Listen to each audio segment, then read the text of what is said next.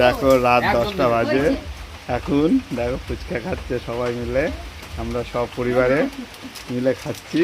এই দেখো আমার মেয়ে, এই দেখো আমার ভাইপো, এটা আমার ছোট শ্বশুর, দাদা, বৌদি, দেখো এই যে লাস্টে আমার গিন্নি। সবাই হাই করো একটু। সবাই এর উপরে বাটিটা রাখি। খাও খাও খাও খাও খাও।